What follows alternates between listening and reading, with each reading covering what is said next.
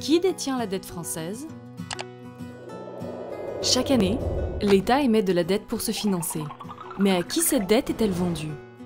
L'agence France Trésor, qui a pour mission de gérer la dette de l'État, travaille avec des spécialistes en valeur du trésor.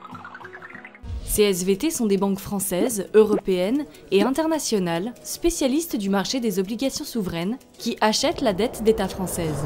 Que se passe-t-il ensuite? Les titres de dette sont revendus à des investisseurs qui peuvent à leur tour décider d'acheter ou de vendre ces titres sur ce marché, et ce, durant toute la vie du titre. Chaque jour, plus de 10 milliards d'euros sont ainsi échangés.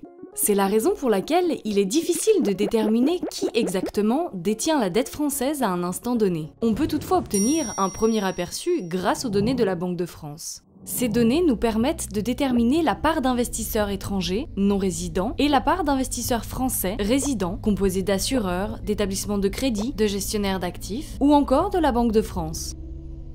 Avant 2015, un tiers de la dette était détenu par des résidents, les 2 tiers restants par des non-résidents. Cette répartition a été modifiée par un programme monétaire de la Banque Centrale Européenne qui a duré plus de 3 ans et qui a permis à la Banque de France d'acheter une grande quantité de dettes françaises. En 2019, les résidents représentent ainsi quasiment la moitié des détenteurs de la dette française. Quoi qu'il en soit, la dette française a toujours été détenue par bon nombre d'acteurs français, puisque l'épargne des ménages est investie dans les titres d'État au travers notamment du livret A, des produits bancaires ou encore des contrats d'assurance vie.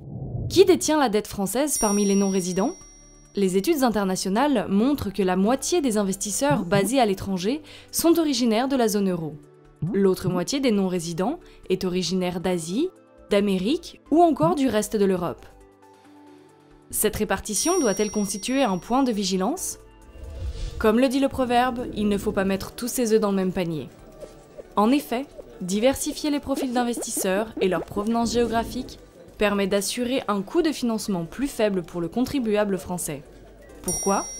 Car plus la demande est large pour les titres de dette français, plus le taux d'intérêt qui est versé est faible. L'État emprunte donc moins cher.